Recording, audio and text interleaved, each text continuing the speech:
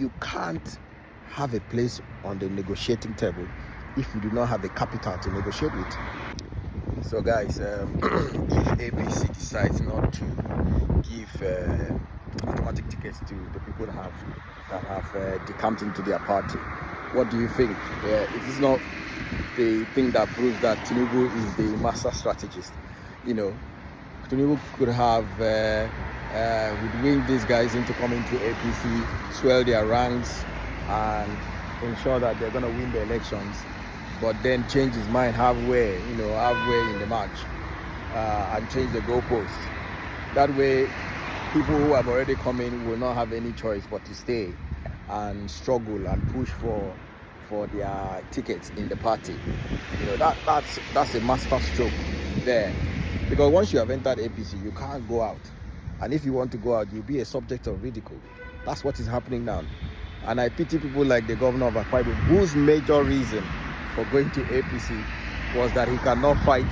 He doesn't have the power to fight like Wike. You see what I mean? So now I'm going to see where he's going to use. He must look for that power and fight and struggle for the ticket in his state. All those governors that were saying, I want to connect to the center because they think that getting to the center will give them automatic tickets. Now it is glaring to them. They are beginning to see that politics is not a game of... if Tinubu himself, as a past governor, struggled to govern his state for 8 years, this is what makes Tinubu who he is. Tinubu has been a governor for 8 years, fighting against the federal government. That is the stuff of leaders. And I keep telling people, when they say Peter Obi is running from here today, and they say, oh, this one is running, I say, no, this is not the stuff of leaders. The stuff of leaders is someone who stands his ground and fights for his principles, for his ideology, for the things that he believes in. I can't believe that the governor of Akwa Ibom State, who has a lot of, war chest, a heavy war chest, will be thinking about, saying I cannot fight like Wike. How did Wike manage to fight? Was it not the war chest of his state that Wike used to fight and become what he is now? You cannot have a place at the negotiating table if you don't have any, capital, negotiating capital. You can't have a place on that table.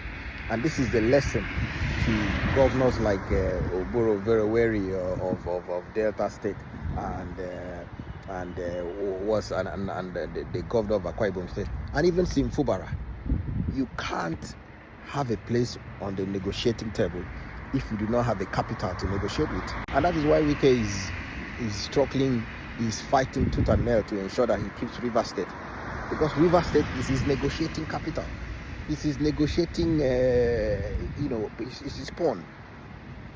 That is the truth about Nigerian politics. So, thumbs up again to Tinubu and the APC, who have played this master stroke on all these lily-livered politicians who have come into politics at a time when they are even richer than the previous governors, richer than Amechi, richer than Wike, richer than all those governors that were standing, richer than Fayose. Fayose stood and fought the president, Obasanjo, in his time. How much did he have? Nothing. I'm not saying governors should use I am not promoting that, but we have to say it the way it is. That's the way Nigerian politics is. I'm not saying governors should use their state resources to finance their elections, but that is the way Nigerian politics is. And I am only saying that if you believe in something, you should stand and fight for that thing to the end. That's it. Stand and fight for it.